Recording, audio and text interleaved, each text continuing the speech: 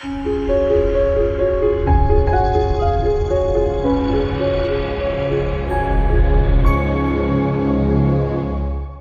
sahabat RSMY dimanapun berada, senang sekali kita dapat berjumpa kembali dalam program Ngobras, Ngobrol Asik Sehat. Program di mana pemirsa semua dapat informasi dan tips-tips kesehatan langsung dari ahlinya. Ngobras hari ini kita akan membahas tentang artritis. Segala hal mengenai artritis akan kita tanyakan langsung pada narasumber kita hari ini, dokter spesialis penyakit dalam, Dr. Doni Irawan, SPPD. Sebelum kita mulai ngobrolnya, tak bosan-bosan saya ingatkan pada pemirsa semua untuk subscribe YouTube channel PKS RSMY, like, komen, share, dan juga bunyikan lonceng agar pemirsa semua tidak kehilangan dan tidak ketinggalan informasi-informasi menarik lainnya yang kami bagikan. Halo dok. Ya. Selamat pagi dok ya. Selamat pagi. Mana dok hari ini sehat? Insyaallah sehat ya. Alhamdulillah. Ini dokter dari mana ya dok? Dari rumah apa dari poli kah? Dari tadi ada acara sedikit di komite medik. Dari komite medik ya. Oh iya. Dok, mengenai tema hari ini kan dok tentang artritis, bisa kan dok jabarkan atau jelaskan artritis itu apa sih? Kan bahasa medis tuh, nggak tahu masyarakat awam ini. Iya. Jadi artritis itu sebenarnya adalah penyakit yang berada di sendi, di mana sendinya mengalami kekakuan, kemudian nyeri, bahkan bisa bengkak, sehingga sangat mengganggu untuk aktivitas kita sehari-hari, baik mengganggu karena keterbatasan gerak maupun mengganggu karena frekuensi nyerinya. Jadi kita sering sebut ya sebagai, kalau dalam bahasa medis, artritis namanya. Ya. Dok, kan kalau kita biasanya tuh penyakitnya hampir sama-sama kayak asam urat tuh dok ya. Sama nggak dok sama asam urat itu? Nah ini sering ada kesalahpahaman di tengah-tengah masyarakat ya. Dia menganggap kalau di masyarakat itu kalau namanya nyeri sendi itu namanya asam urat. Sebenarnya memang benar asam urat itu bisa menyebabkan nyeri sendi, tapi tidak semua nyeri sendi itu disebabkan oleh asam urat. Jadi gitu. Jadi kadang-kadang masyarakat cerah kaprah sehingga kalau dia ada nyeri sendi, kaku sendi, terus dia ke apotek atau ke warung beli obat asam urat. Padahal belum tentu penyebab nyerinya itu karena asam urat. Itu ya. Jenis-jenis penyakit artritis itu apa aja?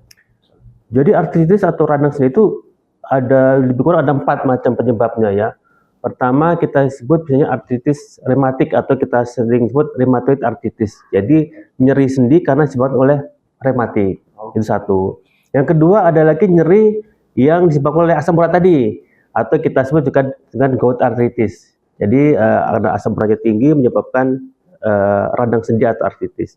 Yang ketiga penyebab artritis itu karena apa? Karena faktor usia, terus kemudian celah atau cairan sendinya sedikit, yang kita sebut sebagai radang tulang atau osteoartritis. Nah, dan yang terakhir penyebabnya karena infeksi. Ini semua infeksi baik bakteri, virus itu bisa menyebabkan nyeri sendi juga. Namanya artritis septik. Jadi penyebabnya ada 4, ada karena rematik, karena asam urat, karena radang tulang atau osteoartritis, dan karena infeksi. Infeksi juga bisa dok. Infeksi juga bisa menyebabkan artritis. Kita bisa tahu tanda dan gejala artritis gimana dok? Jadi dari semua itu sebenarnya ada gejala khasnya sebenarnya. Kalau misalnya rematik artritis itu khasnya adalah dia sering nyeri sendi itu pada saat pagi. Jadi kita bangun tidur pagi-pagi tiba-tiba kita terasa kaku, nyeri. Nanti dengan perjalanan waktu semakin siang mulai berkurang. Itu kalau rematik. Yang kedua kalau karena asam urat, kalau asam urat itu biasanya dia nggak dikantong waktu.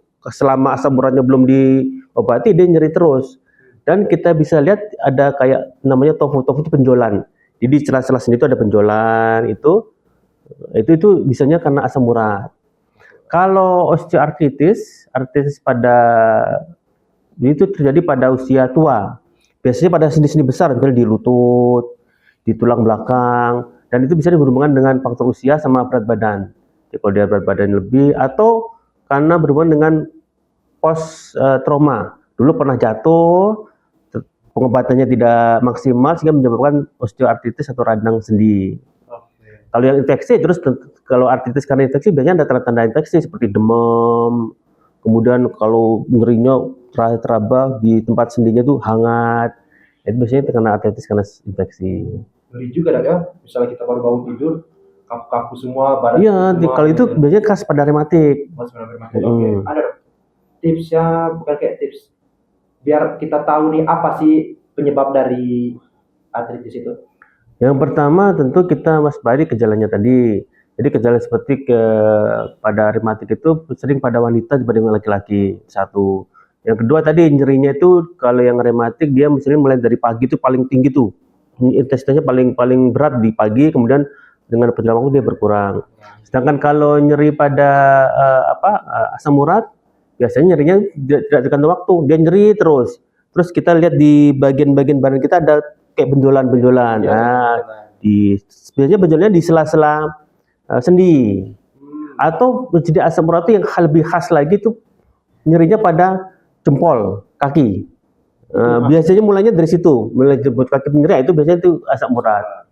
Kemudian kalau misalnya karena radang sendi karena osteoartritis itu ya pada di sendi-sendi besar, di lutut, kemudian karena berat badannya lebih, karena faktor umur, misalnya umur di atas 60 tahun. Tapi yang paling penting adalah pemeriksaan penunjang sebenarnya untuk mengetahui. Bisa pemeriksaan ronsen atau pemeriksaan darah. Ya kalau misalnya rematik kita ada pemeriksaan namanya rheumatoid factor. Kemudian kalau misalnya asam urat kita bisa cek asam urat tinggi atau rendah. Nah kalau yang tadi osteoartritis ya kita harus ronsen, tahunya dari ronsen. Sama kalau yang artritis septik, artritis karena infeksi, kita tahunya dari pemeriksaan darah. Kita lihat leukositnya tinggi apa tidak. Tuh. Ngeri juga dok ya. Kira-kira artritis ini bisa nggak dok menyerang kaum muda, apa khusus dewasa aja, orang tua saja diserangnya? Iya, artritis itu semua umur bisa, cuma bedanya aja. Kalau misalnya rheumatoid arthritis itu pada semua umur bisa. Cuma dia lebih banyak ke wanita.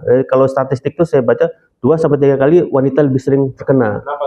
Karena bisa pengaruh faktor hormonal dan autoimun. Jadi rheumatoid arthritis itu lebih mengarah penyebabnya karena faktor autoimun atau hormonal. Kita tahu wanita itu hormonnya kan lebih tidak stabil lah, sehingga wanita lebih sering terkena rheumatoid arthritis. Kalau asam urat itu rata-rata di umur pertengahan kayak kita, umur-umurnya 30 sampai ke atas lah, jarang pada usia-usia muda.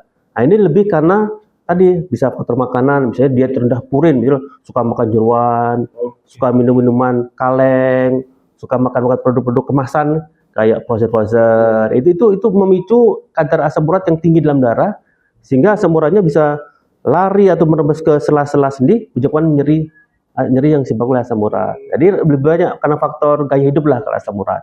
Selain juga ada faktor keturunan juga, tapi nggak sedominan kalau yang gaya hidup. Nah, sedangkan yang tadi radang sendi osteoartritis itu khasnya pada banyak usia-usia lansia, umur 50 tahun ke atas. Karena faktor tulang yang sudah mulai keropos ya di sendi. Atau pada usia muda bisa karena kalau karena trauma. Ya saya hobi main bola, tiba-tiba jatuh, lututnya geser. Itu kalau penanganan nggak bagus, lama-lama dia keropos jadi osteoartritis.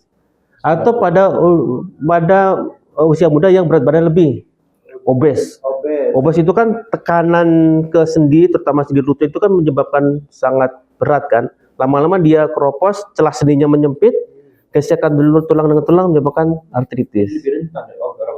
Orang obes rentannya lebih ke osteoartritis. Sedangkan septik ini semua umur, dari mulai bayi sampai tua bisa tergantung infeksinya. Paling sering infeksi karena virus, misalnya sering sakit tenggorokan gitu kan, minum antibiotiknya ya 2-3 hari nggak sampai tuntas, lama-lama virusnya atau itu bisa menyebar ke celah-celah sendi menyebabkan nyeri. Itu. Jadi tergantung tipe artritisnya sebenarnya. Dok, apakah benar mandi malam bisa menyebabkan penyakit artritis dok? Memang di kalangan kita memang tidak boleh suka nyeri. Itu lebih cenderung karena kalau penyebab artritis mungkin tidak ya, karena kan tadi sudah jelaskan ya, untuk artritis itu karena bisa faktor hormon, faktor makanan, faktor berat badan lebih atau stres. Nah, mandi malam itu sebenarnya bukan penyebab, tapi faktor pencetus bisa. Dengan mandi malam kita bisa menyebabkan reaksi dalam badan itu pengaruh dari alerginya tadi. Jadi karena faktor cuaca menyebabkan badan kita bereaksi sehingga menyebabkan radang sendinya terlalu bisa kambuh. Karena contoh tadi kalau orang rematik itu kan pada saat pagi dia suka kambuh. Itu karena dipengaruhi oleh faktor cuaca, suhu, dengan mandi dingin pada malam hari, sehingga seolah-olah tubuh ini pagi gitu. Jadi kan menyebabkan pencetus untuk terjadinya nyeri. Ini bukan penyebab. Bukan penyebab ya. Berbeda kalau mandi pagi, mandi malam jadi penyebab jadi nyeri, enggak. Mungkin memang sudah ada faktor untuk rheumatoid arthritis dengan perubahan suhu tadi, dengan jadi dingin tadi menyebabkan reaksi timbulnya sendi. Jadi bukan penyebab tapi lebih ke arah ke faktor pencetus bisa. Jadi karena mandi malam dingin, pagi. Iya, jadi kondisi tubuh menyesuaikan sehingga menyebabkan artritisnya kambuh. Dok, bagaimana cara mendeteksi penyakit artritis secara manual atau sendiri, dok? Yang nggak usah ke tempat pakai dokter gitu. Jadi cuma bisa. Jadi artritis itu raturan sendi itu yang diperhatikan dua. Yang pertama sendinya kaku artinya tidak bisa bergerak secara normal. Jadi kalau misalnya sendinya di bawah dia nggak bisa ngangkat ke atas, nggak bisa pakai baju. Kalau lutut biasanya dia pergerakannya nggak bisa nekuk. Aduh nggak bisa nekuk lagi, dok. Yang kedua nyerinya itu ya nyeri di tempat persendian, bisa di sendi-sendi kecil, sendi-sendi besar. Kalau kita sudah ada kedua gejala itu, kaku sendi atau nyeri sendi, itu sudah terkena yang namanya artritis. Tergantung kita nanti kita telusuri kira-kira apa penyebabnya, sehingga kita bisa terapinya lebih pas kalau terapinya sesuai dengan penyebabnya. Gitu. Dok, singgung dikit masalah dokter ngomong masalah bahu nggak bisa diangkat, itu sama nggak kayak frozen shoulder arthritis? Iya sama. Frozen shoulder itu kan sendi kaku sebenarnya. Sendi kaku istilah kita tuh kaku sendi lah. Nah penyebabnya sebenarnya artritis juga. Kan artritis bisa di semua sendi, di lutut, di tulang belakang, kita sering sebut LPP ya, low back pain, nyeri saraf itu di bahu. Kadang-kadang pasien ngeluh nggak bisa angkat ini Pak, nggak, kalau ngomong apa mandi pakai gitu nggak bisa pakai baju lah kalau yang paling mudah. Bahkan di tulang leher sering itu kita kaku sendi atau nyeri, itu bisa juga kena artritis. Jadi seluruh tempat itu bisa kena artritis. Jadi kapan kita bisa menghubungi dokter? Sebenarnya kalau artritisnya ringan, maksudnya itu nggak begitu parah atau akut, minum obat-obat yang beredar di pasar itu boleh, bahkan bisa sembuh. Misalnya paracetamol, asam benflamat, atau kita sering beli diclofenac gitu kan. Itu biasanya kalau dengan versi ringan bisa sembuh, dan asal pasiennya tahu kira-kira pencetusnya apa, bisa dihindari, insya Allah tidak akan kambuh lagi. Misalnya faktor makanan, misalnya saya kalau makan apa jadi nyeri ya, berarti hindari itu, mungkin tidak perlu ke dokter. Tapi kalau sampai dengan obat-obat yang standar itu nggak nyeri, atau minum obat itu bikin keluar yang baru, misalnya dengan minum paracetamol kita jadi sakit mah gitu kan, sehingga kita harus ke dokter. Nanti dokter akan memilih pengobatan yang aman untuk pasiennya, aman untuk efek samping lambung, aman untuk misalnya dia ada penyakit yang lain, misalnya DM atau misalnya sakit ginjal. Karena ada obat-obat itu kan memang ini aman untuk penyakit artritis dengan DM gitu. Jadi memang ya kalau sudah ada komplikasi memang harusnya ke dokter. Dok, pemeriksaan apa yang harus dilakukan untuk mengetahui seseorang menderita penyakit artritis? Pemeriksaannya tentu yang paling cepat itu memang pemeriksaan ronsen. Jadi di sendi tempat mana yang nyeri, apa di lutut, apa di bahu, apa di tulang belakang, atau di tangan dengan jari-jari ini, yang paling mudah ya di ronsen. Karena dengan ronsen kita bisa bedakan ini karena rematik, ini karena asam urat, ini karena osteoartritis. Karena kadang-kadang kalau kita pergi pemeriksaan darah itu akurasinya untuk yang kasus sendi ini ya, ini tidak seakurat kalau ronsen. Kadang-kadang pasien dengan gout artritis, radang artritis asam urat itu kadang asam uratnya dalam darah normal. Sehingga pasien bingung, ini dok, ini saya didiagnosisnya gout artritis, tapi kok pemeriksaan asam urat saya normal. Itu karena apa? Karena kadar asam urat dalam darah itu sudah banyak lari ke celah-celah sendi. Sehingga di sendi kita nyeri, sedangkan di waktu kita periksa asam urat tapi normal. Itu ya. Jadi kadang-kadang nggak spesifik. Sama sih pemeriksaan darah, misalnya rheumatoid factor. Kadang pasien, dok ini saya sudah cek. Kadang dia ke lab sendiri kan, dia cek sendiri rheumatoid factor. Terus rheumatoid factornya normal, tidak terdeteksi, non reaktif kalau istilah bahasa labnya. Tapi dia rheumatik, karena kan gini, lab itu kan ada namanya spesifikasi sensitivitas. Jadi nggak sampai 100%. Sehingga ya bisa akurat juga belum bisa akurat. Tapi yang paling akurat adalah dengan ronsen. Ronsen bisanya lebih akurat. Oh, dibanding pemeriksaan lab, Ronsen ya. Jadi lab itu lebih cenderung ke arah ini akut atau tidak gitu. Nah, oh ini kalau asam uratnya tinggi, kadar rheumatoid faktor tinggi, berarti akut ini lagi parah-parahnya. Tapi bukan berarti kalau misalnya nanti asam uratnya atau rheumatoid faktornya negatif, ini bukan penyakit itu. Karena kadang-kadang penyakit itu dia ada, cuma dia lagi nggak kambuh, dia normal, kayak gitu. Penata laksanaan atau tindakan medis apa yang dilakukan bila sudah terserang penyakit artritis? Jadi kalau penata laksanaannya tentu ada dua, ada yang dengan namanya non farmakologi, ada yang farmakologi. Non farmakologi maksudnya gini, dengan diet. Jadi tentu pasien harus mengetahui dulu yang penting penyebabnya dulu. Apakah rematik, apakah karena asam urat, apakah karena radang sendi atau osteoartritis. Karena masing-masing beda dietnya. Jadi ada beberapa pasien tuh taunya sakit artritis asam urat, di diet asam urat, padahal belum tentu. Nah kalau misalnya tadi kalau dia kena rematik, tentu dietnya diet yang hindarkan makan makanan yang bersifat memicu hormon, misalnya makan makanan tadi olahan, terus makan alergi itu dihindari. Kalau dia kena asam urat ya tadi kurangi diet rendah purin, nggak boleh makan jeroan, makan makanan kemasan, makan kacang-kacangan. Nah asam urat kacang-kacangan, semua produk-produk kacang-kacangan, mulai dari tahu, tempe, pecel, emping, ya berhubungan kacang-kacangan itu dihindari.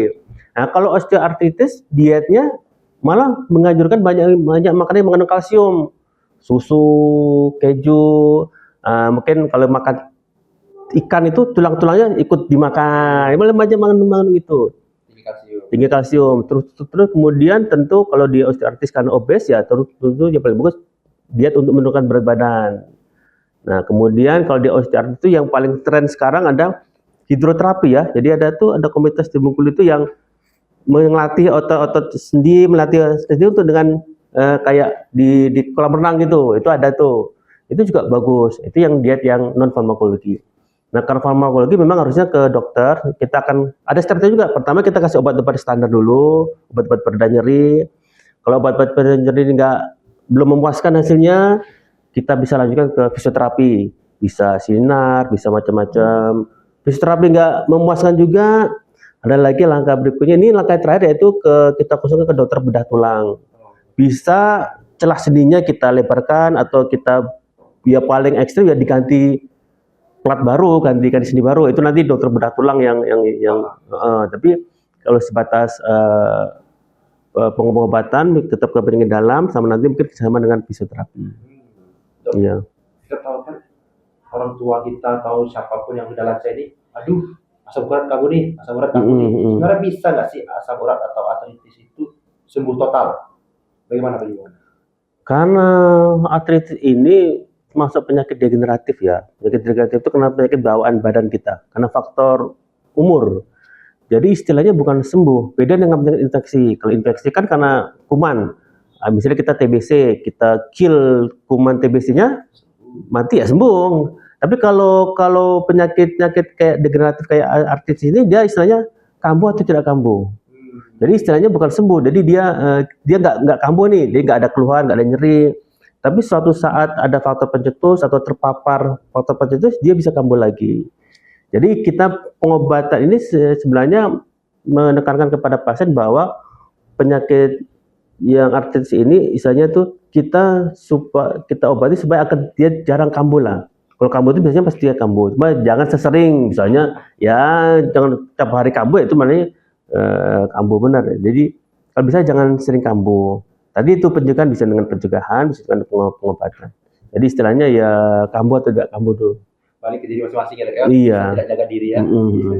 Dok, kalau kita tidak mengatasi artritis dengan baik, apakah ada komplikasi ya, Dok? Bahaya nggak? Iya, jadi artritis kalau kita nggak atasi dengan baik, tentu komplikasi yang paling kita lakukan adalah kecacatan yang permanen. Jadi kalau pada pasien-pasien rematik terutama, itu kan kalau dia sudah terlanjur tulangnya bengkok, sehingga ya kita untuk aktivitas kita sehari-hari terganggu. Kalau osteoartritis, kalau sudah terlanjur antar sendinya nempel, sehingga sendinya nggak bisa gerak lagi. Nah, sehingga sangat-sangat mengganggu aktivitas kita sehari-hari. Nah, satu lagi yang paling berbahaya pada penyakit artritis karena asam urat itu bisa menyebabkan batu ginjal. Batu ginjal karena asam urat itu kan jadi namanya gout nephropathy. Nah, batu ginjal itu kalau nggak diobati tambah besar bisa merusak ginjal. Nah, kalau sudah ginjalnya sudah rusak, namanya gagal ginjal ya. Kalau dia stadium 5 bisa cuci darah. Jadi sering kita temukan penyakit yang gagal ginjal karena cuci darah itu karena salah satunya karena hiperuresimia atau karena asam urat. Jadi ya kalau asam urat bisa merusak ginjal malahan. Jadi tentu harus diobati, jangan sampai komplikasi yang serius itu terjadi. Sampai ke ginjal. Ya. Dok, apakah ada olahraga atau gerakan yang tidak boleh dilakukan oleh penderita artritis? Kalau secara teoritis tidak ada aktivitasnya ini, tidak ada yang mutlak ya. Cuma kalau kita sudah kena artritis itu yang penting jangan ada olahraga yang bertumbuh pada sendi. Nah, seperti yang saya tadi kan, kalau misalnya kita kena osteoartritis di lutut, olahraga yang bertumbuh pada sendi itu tidak boleh. Seperti misalnya kayak badminton, sepak bola, itu kan butuh tumpuan sendi yang sangat kuat kan, itu akan menyebabkan kerusakan sendi semakin parah.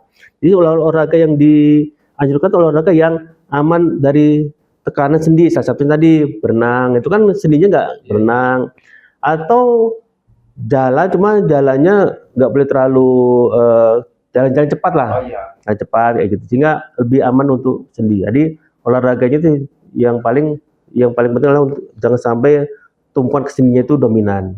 Malah nggak boleh berarti kan? Ya, malah nggak boleh. Apakah boleh kita memijat atau mengurut bagian yang mengalami artritis? Ya, ini sering juga ditanyakan pada pasien-pasiennya. Karena penyakit artritis adalah radang di sendi, sebenarnya tidak ada korelasinya dengan memijat. Jadi pasien-pasien malah tidak boleh memijat. Apalagi sendinya lagi bengkak, kalau kita istilah edem ya, bengkak, itu malah nggak boleh pijat. Kalau dipijat, kalau misalnya asam urat sendinya kena asam urat, kita pijat, asam urat kan semakin masuk ke dalam celah sendi, malah semakin nyeri. Begitu juga dengan osteoartritis atau artritis, semakin dipijat malah nanti takut setelah sendinya semakin menyempit, malah tambah nyeri. Jadi yang dipijat itu kalau nyerinya di otot. Pegel-pegel otot kaku itu boleh, tapi kalau pada sendi itu malah nggak boleh. Nah, yang dianjurkan itu bukan memijat sebenarnya, tapi dikompres. Jadi kalau misalnya dia lagi panas, kita pegang sendi kita nih, terasa panas, itu akut, nah itu kompresnya air panas, air hangat. Air hangat. Kenapa air hangat? Supaya aliran darah itu banyak menuju ke situ, sehingga lancar aliran darah, sehingga debris asam urat itu lebih banyak termobilisasi keluar sendi. Kalau kita kompres air dingin, dia semakin ngendap di situ, nyeri. Kecuali kalau trauma karena artritis karena trauma, misalnya trauma jatuh, misalnya karena olahraga baru ya, traumanya baru, itu baru kompres air dingin. Tapi kalau artritis yang sudah lama, yang memang sudah sering berulang, itu kompresnya air hangat. Jadi kompres air dingin itu kalau karena trauma yang baru. Tapi kalau yang sudah menaun, sudah sering kambuh-kambuh, itu airnya air hangat. Jadi fungsi hangat itu adalah untuk melebarkan pembuluh darah supaya pembuluh darah cepat mengalirkan zat-zat partikel-partikel yang bikin nyeri itu keluar dari celah sendi itu. Saya sering juga lihat kalau atlet jatuh itu langsung. Nah, kalau ada jatuh itu kompres air dingin. Kalau yang baru trauma itu air dingin. Dingin itu fungsinya biar pembuluh darah di sekitar itu beku sehingga nyerinya berkurang, kemudian celah sendinya tetap stabil di situ. Nah, beda kalau yang sudah lama, sudah kronis, begitu. Cara kita mencegah biar tidak terkena artritis gimana, Dok? Ya, pertama tadi bisa dari diet, kemudian jaga berat badan ideal karena tumpuan sendi tentu itu menyebabkan artritis. Kemudian ya ini selalu aware ya atau waspada ya, kalau kita ada gejala tadi kekakuan sendi atau nyeri sendi, bisa tadi cepat-cepat minum obat untuk nyeri supaya hilang, kemudian diawasi atau diperhatikan kira-kira apa faktor pencetusnya. Karena kadang-kadang tuh pasien tuh kebanyakan dia tidak tidak apa sih, tidak memperhatikan kira pencetusnya bakal sebenarnya kalau dia sering kambuh pasti dia tuh sebenarnya tahu oh pencetusnya ini karena misalnya karena faktor pekerjaan, oh ini karena faktor suhu atau cuaca atau karena faktor makanan gitu. Jadi kalau kita tahu pencetusnya kita bisa hindari sehingga peluang untuk artritis juga bisa dihindari. Dok, sebagai dokter spesialis penyakit alam nih, Iya. ada nggak saran untuk masyarakat agar dapat mencegah terjadinya artritis? Ya, saran untuk masyarakat yang pertama tentu diet sehat, kemudian jangan jangan melakukan tindakan yang terlalu ekstrim untuk tumbuhan-tumbuhan sendi. Kemudian kalau memang sudah terlanjur kena artritis, bisa ke dokter dulu. Karena jangan sampai kita mencoba untuk mengobati sendiri tanpa tahu sebenarnya artritis kita ini masuk yang golongan mana, apakah rematik, apakah asam urat, apakah osteoartritis ataukah reseptif. Karena itu nanti sangat berhubungan dengan terapi dan dietnya. Jangan nanti ini asam urat tapi ini bukan asam urat tapi dietnya diet asam urat, sayang. Jadi tidak sesuai sehingga pengobatan artritisnya tidak maksimal. Nah, itulah tadi teman-teman penjelasan tentang artritis dari dokter spesialis penyakit dalam, Dr. Doni Irawan, SPPT. Jadi teman-teman, artritis ini bisa menyerang siapa saja teman-temannya. Jadi cukup hati-hati kita semua, jaga kesehatan, jaga diet, kurangi makan-makan purin, makan-makan jeroan kayak gitu teman-temannya. Walaupun kita suka, kita harus tahan diri kita teman-teman. Terima kasih dokter atas waktunya hari ini. Senang sekali bisa mengobrol dan berbagi informasi tentang artritis bersama dokter. Nah, semoga informasi ini bisa diterapkan oleh masyarakat semua di rumah. Dan teman-teman, jangan lupa untuk saksikan episode Ngobras lainnya dengan tema yang berbeda. Tetap semangat, jaga kesehatan. Sampai jumpa. Salam sehat.